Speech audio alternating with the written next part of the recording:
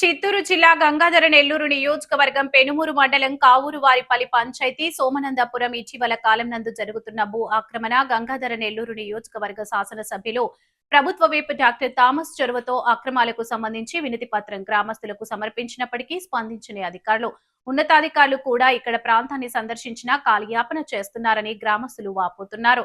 తమ ఆవేదన గోడు ఎవరికి వెళ్లబుచ్చుకోవాలని తెలిపారు. రాష్ట్ర ముఖ్యమంత్రి నారా చంద్రబాబు నాయుడు కి కూడా వినతి పత్రం అందజేయడం జరిగిందని, ఎటువంటి స్పందన లేదని గౌరవ కలెక్టర్ సుమతి కుమార్ ఐపీఎస్ కి పలు వినతి పత్రాలు సమర్పించినా కూడా ఎటువంటి న్యాయం జరగలేదని వాపోయారు.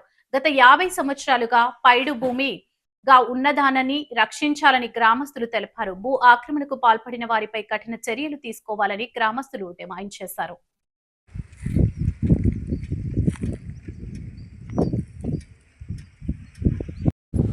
అందరికీ నమస్కారం.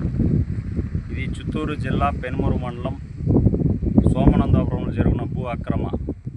ఇక్కడ వెనక కనబడుతున్న విజువల్స్లో మొత్తం అరటి చెట్లు, టెంకాయ చెట్లు, ఇది గత 50-60 సంవత్సరాలుగా పైడి భూమిగా ఉన్న భూమిని ఈరోజు అక్రమార్కులకి ఇచ్చినట్టుగా ఎంఆర్ఓ కానీ ఎవరైనా కూడా కానీ దీనికి ఎలాంటి ధ్రువపత్రాలు లేకుండా ఇతరులు పేరుకి ఎక్కినట్టుగా ధృవీకరించినట్టుగా వాళ్ళు నమోదు చేసుకొని కనీసం కుటుంబ సభ్యులు కనీసం గ్రామంలో ఉండే 40 కుటుంబాలు కూడా రోడ్డును పడే పరిస్థితి అయింది.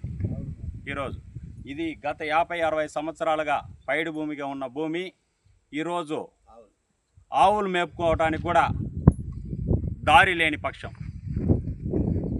అది పెనుమూరు మండలంలో జరుగుతున్న పరిస్థితి. దీని మీద జనవరి 21వ తారీఖున గత ఉన్న తహసీల్దార్ ఎంఆర్ఓ శ్రావణ్ కుమార్ గారికి అర్జీ ఇచ్చి ఎన్నోసార్లు మొరబెట్టుకున్నా కూడా తానైదైన శైలిలో ఆయన వ్యవహరించినట్టుగా కూడా ఆయన తీరుని మేము చూసాం.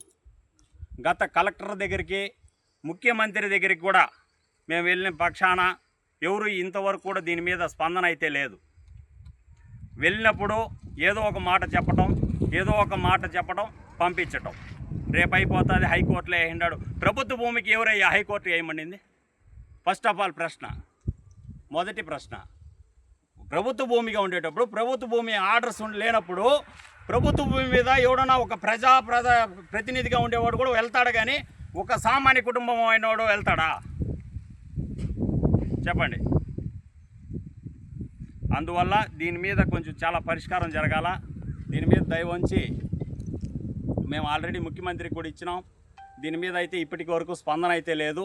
కానీ ఆర్డీఓ గారు కూడా స్వయంగా, పై స్థాయి అధికారి కూడా వచ్చి స్వయంగా పరిశీలించినప్పటికీ కూడా ఇంతవరకు కూడా దాని మీద ఆర్డీఓ మొన్న రీసెంట్గా 2 వీక్స్ బ్యాక్ మేము కలెక్టరేట్కి వెళ్తే దాన్ని అండర్లైన్ చేసుకొని నేనే రిమూవ్ చెయ్యాలనేసి మాట్లాడినారే, కానీ ఇంతవరకు కూడా ఏ ఎంఆర్ఓ కానీ ఇక్కడికి గుట్టకాడికి వచ్చినది లేదు, ఏ దాఖలాలు కూడా లేదు. ఇది ఇక్కడ ఉండే పరిస్థితి సార్. ఈ మీడియా సభ్యులు మనోహర్ అనే వ్యక్తి, నా వయసు 49 సంవత్సరాలకు గాను ఇప్పుడు ఈ సంవత్సరంగానే ఇది కొత్తగా పట్టా అనేది ఒక భూ కబ్జా జరగడం జరిగింది. నా వయసులో ఇక్కడ మేకలు మేపుకోవడం, గొర్రెలు మేపడం, ఆవులు మేపడం, దీనికి ఒక శుద్ధులు పట్టే గుట్ట అని పేరు ఉండటం. దీంట్లో శుద్ధులు పట్టే సమయంలో 3వ రోజు ఒక శుద్ధును గుట్ట పైన పెట్టి మేము ఒక పండగలాగా చేసుకోవడం జరుగుతూ ఉన్నింది. అటువంటిది దీన్ని కబ్జా చేసి అక్రమంగా అనుభవించడం జరుగుతూ ఉంది. ఇక్కడ మట్టి తీసి ఉండే ప్రదేశం కూడా మా గ్రామానికి ఇండ్లకు తోలుకుని మట్టి, కానీ అతను జేసీబీ పెట్టి తీర్చడం కాదు. మేము మట్టి తోలుకునే జాగాల్లో అతను టెంకాయ చెట్లు, అరటి చెట్లు ఇవి నాటి అక్రమంగా రావడం జరుగుతూ ఉంది. ఇది ఎలాంటి గవర్నమెంట్ వాళ్ళు స్పందించటం లేదని మనవి చేసుకుంటున్నాం. మీరు ఇక్కడ ఎంతకాలం నుంచి ఆవులు కానీ మేకలు కానీ మేపుతూ వచ్చేవారు? ఇప్పుడు మేము చిన్నపిల్లకాయలు నుంచి ఒక 45 ఏళ్ళుగా మేపుతాను.